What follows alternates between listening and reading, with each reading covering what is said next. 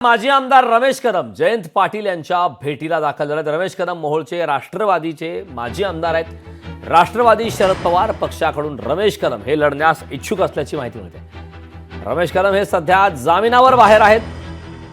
अण्णाभाऊ साठे आर्थिक विकास महामंडळ घोटाळा प्रकरणात नुकतीच जेलमधून सुटका झाल्यानंतर रमेश कदम यांनी महायुतीला पाठिंबा दिलेला होता। मात्र आता ते जयंत पाटील यांची भेट घेणार आहेत। त्यामुळे जयंत पाटील आणि माजी आमदार रमेश कदम यांच्या भेटीमध्ये नेमका काय घडामोडी घडतात, काय चर्चा केली जाते, आगामी काळात नेमकं राजकीय स्वरूप रमेश कदम यांचं काय असतं हे पाहणं महत्त्वाचं आहे। त्यामुळे मोहोळच्या राजकारणात काही बदल होतो का? कारण जामिनावरती बाहेर आल्यानंतर रमेश कदम यांनी महायुतीला पाठिंबा दिला होता। आता महाविकास आघाडीचे विशेषतः राष्ट्रवादी शरद पवार पक्षाचे नेते जयंत पाटील यांची ते भेट घेणार।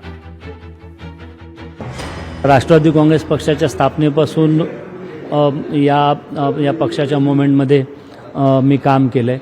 त्यामुळे या पक्षातले सर्वच नेते मंडळी, कार्यकर्ते, पदाधिकारी हे माझ्या परिचयाचे आहेत। तर एक जस्ट सदिच्छा भेट म्हणून आलो होतो। जामिनावर बाहेर आल्यानंतर माझी त्यांच्याशी काही भेट झाली नव्हती। मग फोनवर बोलणं झाल्यानंतर भेटायला या सांगितल्यावर मी त्यांना सहज एक सदिच्छा भेट म्हणून भेटायला आलो होतो। पक्षाचे प्रमुख शरद पवार यांची आपली भेट झाली का? आज ते देखील इथं पक्ष कार्यालयात होते? नाही, निश्चितपणाने साहेबांना फक्त नमस्कार झाला आणि जयंत पाटील साहेबांशी सुद्धा माझं थोडंसं या संदर्भात बोलणं झालं।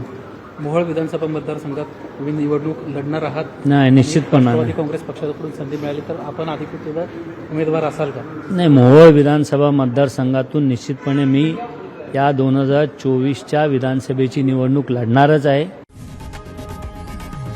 लोकशाही मराठी ऐका, पहा, जागरूक रहा।